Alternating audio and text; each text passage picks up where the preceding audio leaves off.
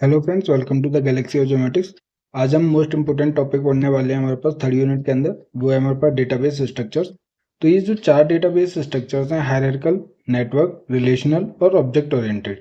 ठीक है, तो ये जो ऑब्जेक्ट ओरिएंटेड है वो हमारे पास अभी इमर्जिंग ट्रेंड में है हमारे पास। ठीक है, तो इन चारों डेटाबेस स्ट्रक्चर्स में हमारे पास रिलेशनल डेटाबेस स्ट्रक्चर जो है वो मोस्ट वाइडली यूज होता है वहाँ पर, क्योंकि इसके अंदर जो स्पेशल और नॉन स्पेशल डेटा है वो अलग अलग स्टोर किया जाता है और हमारे पास दोनों को लिंक किया जाता है उसके बाद। ठीक है, बट ऑब्जेक्ट ओरिएंटेड डेटाबेस में दोनों जो डेटा है वो एक साथ स्टोर किए जाते हैं वहाँ पर।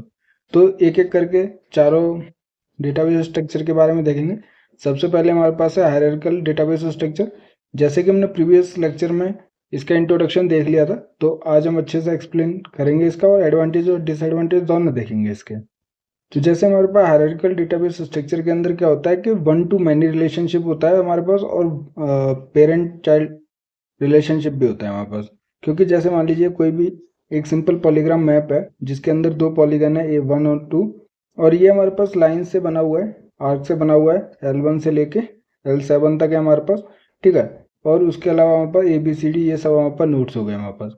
तो ये डेटा में है multi layer data with a direct relationship between each layer similar to a tree like structure। तो ये क्या ट्री लाइक स्ट्रक्चर शो करता है वहाँ पर कि पॉलीगन 1 जो है वो वहाँ पर चार आर्क से बन रहा है, L1, L2, L3 and L4। तो L1, L2, L3, L4। Arc 2 जो है वो हमारे पास क्या L5।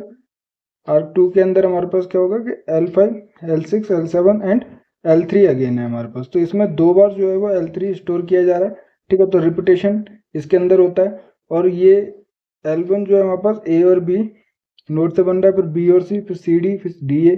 तो वैसे हम देख सकते हैं कि यहाँ पे D और C, L3 जो बन रहा है वो CD या फिर D और C पॉइंट से बन रहा है हमारे पास। तो इसके अंदर जो है वो पॉइंट्स भी रिपीट हो रहे हैं हमारे पास, और लाइन्स भी रिपीट हो रही हैं। तो ये दो बार रिपीट भी सेव करता है हमारे पास। मैप है हमारे पास जो दो पॉलीगन्स में डिवाइडेड है, फिर लाइन से बना हुआ है और फिर पॉइंट से, मतलब उसको पेरेंट चाइल्ड रिलेशनशिप कहते हैं कि एक से और उसको फर्दर डिवाइडेड किया गया है कि जिससे वो चीज़ लिंक्ड है या फिर बनी हुई है वहाँ पर। तो ये ट्री लाइक स्ट्रक्चर शो करता है, पेरेंट चाइल्ड रिलेशनशिप होता है। और यहाँ पे हम देख सकते हैं कि वन टू मैनी है, मतलब कि एक मैप था, वन हो गया, उससे हमारे पास पॉइंट्स तक हम गए जो वो सिंगल एंटिटी के लिए सेव करता है अपने स्टोर में, डेटाबेस में हमारे पास। तो वो हायरार्किकल डेटाबेस स्ट्रक्चर होता है कि हमारे पास वन टू मैनी रिलेशनशिप होता है। For such type of data hierarchical database provides a quick and convenient means of data access. जब हम रिट्रीव करते हैं डेटा, या डेटा को एक्सेस करना होता है हायरार्किकल अप्रोच में, अगर वो सेव है तो वो हमारे पास क्विक और कन्वीनियंट होता है हमारे पास। ठीक है, here each part of the hierarchy can be reached using a key or criterion, and that there is a good correlation between key and associated attribute। तो हम यहाँ पे जो स्टोर करेंगे, सर्च करेंगे वहाँ पर डेटा को, तो वो एक की के थ्रू करते हैं। जैसे कि कोई भी नाम होगा आपका, या फिर किसी भी एट्रीब्यूट को रिलेटेड हमारे पास उसको सर्च किया जाता है इस डेटाबेस के अंदर, तो वो एक तो क्विक और कन्वीनियंट होता है, साथ के साथ हमारे पास एक गुड रिलेशनशिप की होती है जो कि एट्रीब्यूट को हमारे पास प्रेजेंट करती है हमारे पास हायरार्किकल डेटाबेस के अंदर। तो हायरार्किकल मॉडल को और अच्छे से समझते हैं कि it organise data in a tree structure with there is a hierarchy of parent and child data segment. तो पेरेंट मतलब कि जो वन टू मैनी रिलेशनशिप को शो करता है, पेरेंट हो गया, उसके बाद उसके चाइल्ड के रिलेशनशिप को शो करता है हमारे पास। ठीक है, तो this structure implies that a record can have repeating information generally in the child data segment. Child data segment मतलब जो फर्दर हमने क्लासिफाई किया, तो वहाँ पर हमें क्या रिपीटेटिव डेटा देखने के लिए मिलता है। Data in a series of record have a set of field values attached to it. हमें पता है कि जैसे मैप को हमने लाइन से क्लासिफाई किया, जैसे लाइन को पॉइंट से क्लासिफाई किया, वैसे हमारे पास क्या है कि डेटा जो रिकॉर्ड कर रहे हैं हमारे पास, वो कुछ ना कुछ वैल्यू इसमें अटैच करती है हमारे पास। It collects all the instances of the record together as a record type.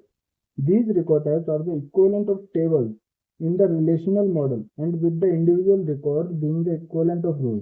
तो हमारे पास ये क्या यूनिक फीचर को शो करते हैं हमारे पास कि वो जो पॉलीगन है, आर्क के साथ साथ हमारे पास कुछ एट्रीब्यूट्स जो है हमारे पास, जैसे कि आगे हम देखेंगे कि जो रिलेशनल मॉडल है उसमें क्या हम टेबल के फॉर्म में फीचर्स को एक की के थ्रू स्टोर करते हैं हमारे पास, तो ये क्या रो शो करता है हमारे पास, इक्वल टू रो है हमारे पास जो भी इसके अंदर डेटा या रिकॉर्ड सेव होता है हमारे पास। To create a links between these record types, the hierarchical model use parent-child relationship. These are 1 to n mapping between the record types. तो मतलब 1 to many relationship होता है. This is done by using trees, like set theory, used in the relational model borrowed from mathematics. For example, an organization might store information about population in a city, such as उसका ward name होगा वहाँ पर, locality name होगा, street name होगा, house number होगा, फिर resident name होगा वहाँ पर। तो ये क्या एक जो सिटी थी उसको फर्दर क्लासीफाई किया गया वार्ड नेम, फिर लोकेलिटी नेम के बेस पर, फिर उसके स्ट्रीट नंबर के बेस पर, फिर उसका घर का नंबर होगा, और फिर वहाँ पर रेजिडेंट्स के नेम होते हैं वहाँ पर। तो सिटी को फर्दर क्लासीफाई किया गया। तो ये क्या हायरार्किकल अप्रोच है। The organisation might also store information about resident children such as name and date of birth. तो जो रेजिडेंट के नेम रखते हैं उसके साथ उसके चिल्ड्रन की भी हम इन्फॉर्मेशन रख सकते हैं हमारे पास कि उसका नाम क्या, उनके डेट ऑफ बर्थ कितना है, कितने नंबर ऑफ चिल्ड्रन है, हर एक चिल्ड्रन के वहाँ पर नेम और डेट ऑफ बर्थ हम उसमें स्टोर कर सकते हैं हमारे पास। तो रेजिडेंट और चिल्ड्रन डेटा फॉर्म है hierarchy where the resident data represents parent segment and children data represent child segment है वहाँ पर।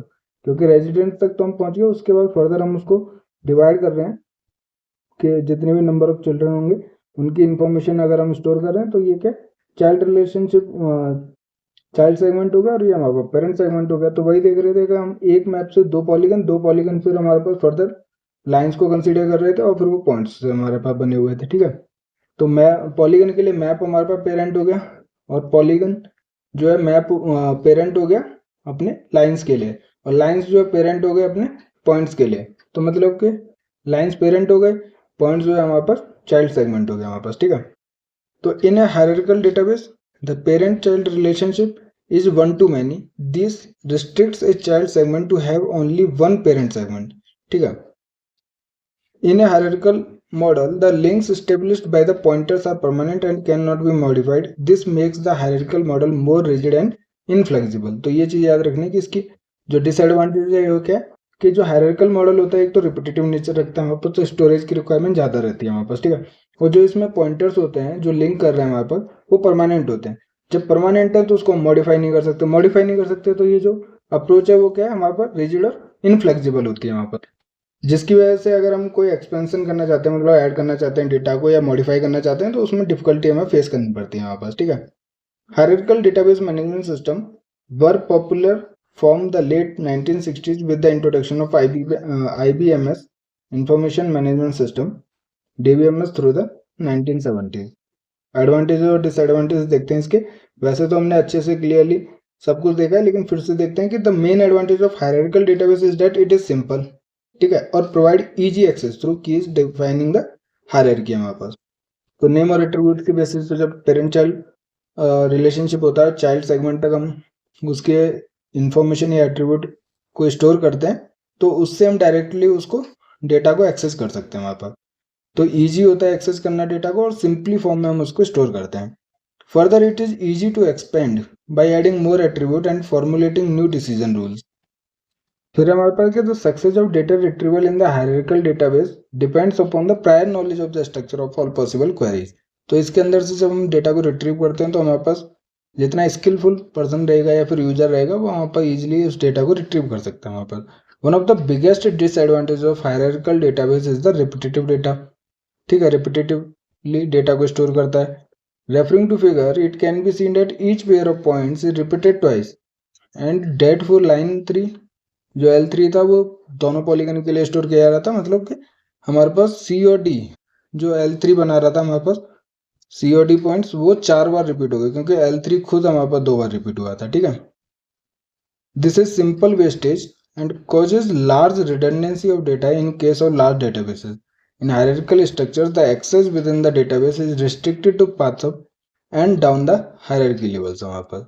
ठीक है, तो इसकी वजह से हमारे पास रिडंडेंसी भी ज़्यादा हो जाती है और वेस्टेज भी हमारे पास जो स्टोरेज की रिक्वायरमेंट रहती है वो भी ज़्यादा हो जाती है हमारे पास। ठीक है, तो हमने एडवांटेजेस भी देखे और डिसएडवांटेजेस भी देखे।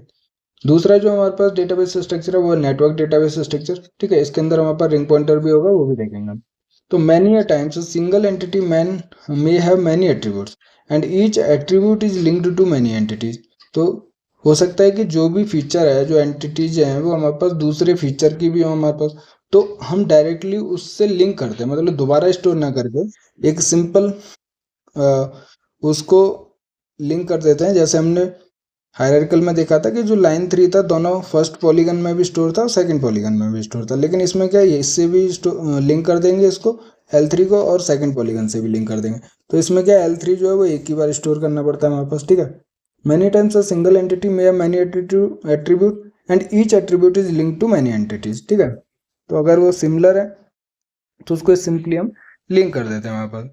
To accommodate these relationships, each piece of data can be associated with an explicit computer structure called pointer which directs it to all the other pieces of the data to which it relates। तो pointer की help से हम सभी attributes या फिर data को एक दूसरे से जो रिलेशनशिप रखते हैं हमारे पास, उनको लिंक कर देते हैं वहाँ पर with the help of pointer, ठीक है।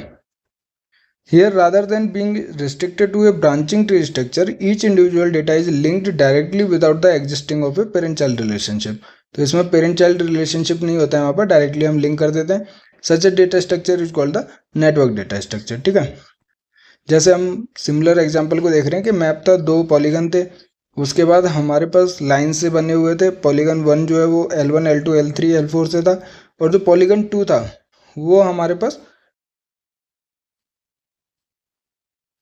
L5 L6 L7 और L3 के साथ था हमारे पास। तो यहाँ पे हमारे पास L3 जो है वो पॉलीगन 1 में भी था, पॉलीगन 2 में था, जो कि 2 बार स्टोर किया गया था पेरेंट चाइल्ड रिलेशनशिप, मतलब हायरार्किकल डेटाबेस स्ट्रक्चर में। बट हमारे पास ये जो नेटवर्क डेटाबेस स्ट्रक्चर है, सिंपली उसको लिंक कर देते हैं हमारे पास पॉइंटर की हेल्प से, ठीक है। और फिर फर्दर जो ABCDEF जो 6 पॉइंट्स थे हमारे पास, तो जैसे जैसे बने हुए थे कि L1 जो है A और B से बना था, अब यहाँ पे L3 जो है C और D से बना था, तो एक ही बार स्टोर करके उनको लिंक कर देते हैं। तो स्टोरेज की रिक्वायरमेंट ज़्यादा नहीं होती है हमारे पास, ठीक है। तो रिपीटेटिव डेटा भी नहीं है हमारे पास। देखिए, कोई भी डेटा 2 बार रिपीट नहीं है हमारे पास, जो भी डेटा एक ही बार स्टोर किया गया और उसको लिंक कर दिया गया with the help of pointer, ठीक है।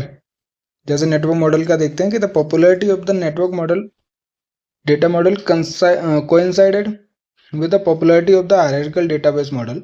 Some data were more naturally modeled with more than one parent per child, but the network model permitted the modeling of many to many relationships in data। तो यहाँ पे जो है वो 1 to many नहीं है, यहाँ पे many to many relationships है हमारे पास डेटा में, ठीक है। तो यहाँ पे हम देख सकते हैं कि जो C और D पॉइंट है many to many है, कि L7 से भी D पॉइंट है, L3 से भी है हमारे पास और L4 से भी है। तो many to many relationship show करता है हमारे पास नेटवर्क मॉडल।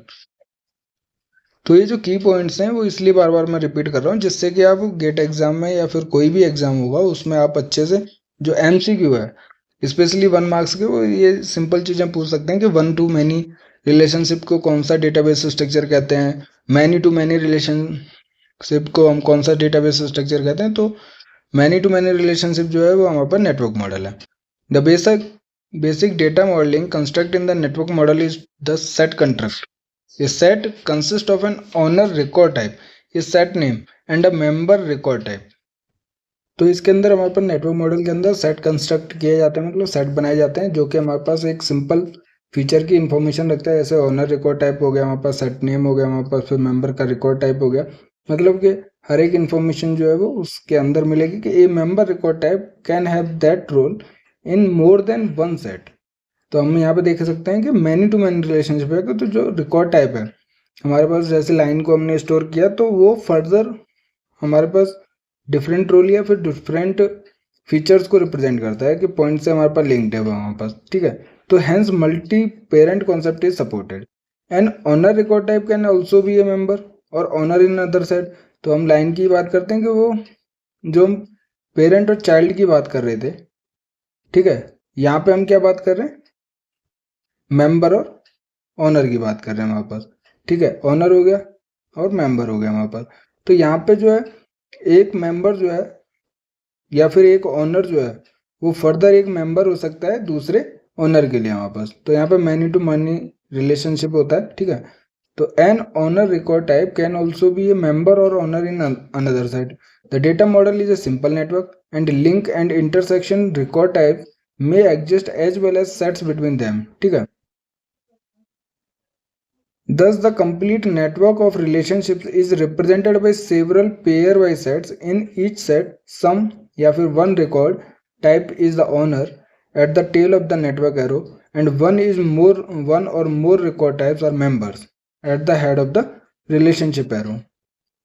तो हमारे पास जैसे इस डायग्राम में देखते हैं, इस फिगर में देखते हैं कि हमारे पास ये जो लाइन 5 को देखते हैं हमारे पास, तो ये जो एक ऑनर हो गया, ठीक है, उसका क्या है, मेंबर हो गया हमारे पास पॉइंट सी, और हमारे पास ई जो है वो हमारे पास मेंबर हो गया।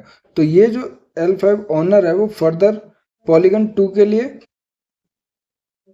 मेंबर है और पॉलीगन 2 जो है वो हमारे पास ऑनर है।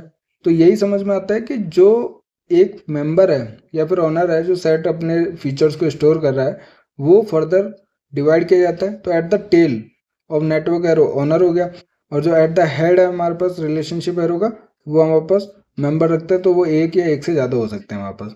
सिमिलरली हमारे पास जो सम और वन है वो भी इसीलिए कि हमारे पास मेंबर जो है या फिर ऑनर जो है वो मेंबर फर्दर टाइप्स के लिए, रिकॉर्ड टाइप के लिए हमारे पास मेंबर की तरह शो होता है हमारे पास, ठीक है।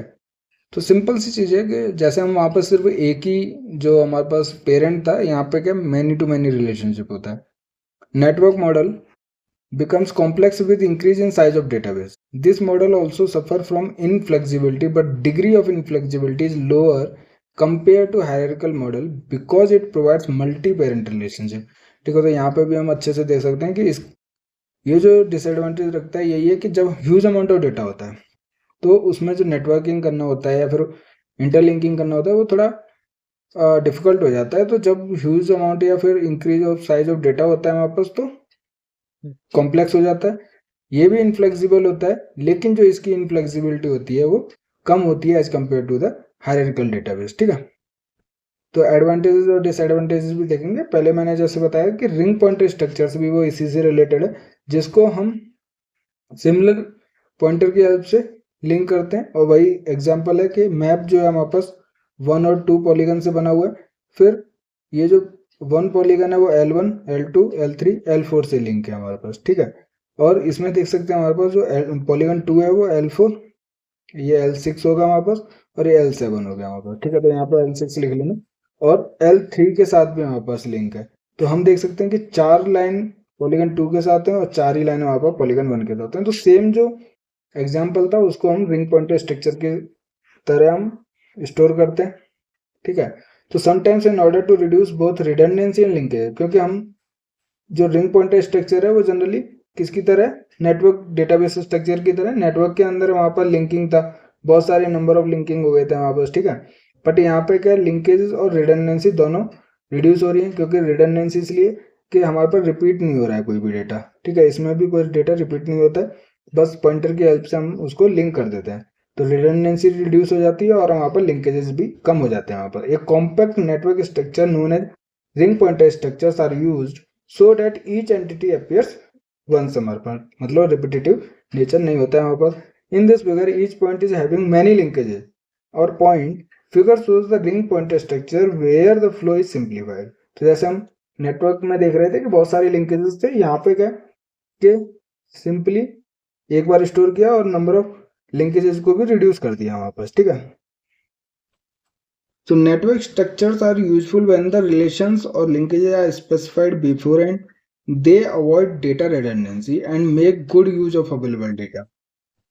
तो हम देख सकते हैं कि विजिबिलिटी भी हमारे पास अच्छी होती है वहाँ पर नेटवर्क, और यहाँ पे L6 आएगा नेटवर्क और हमारे पास रिंग पॉइंटर स्ट्रक्चर में।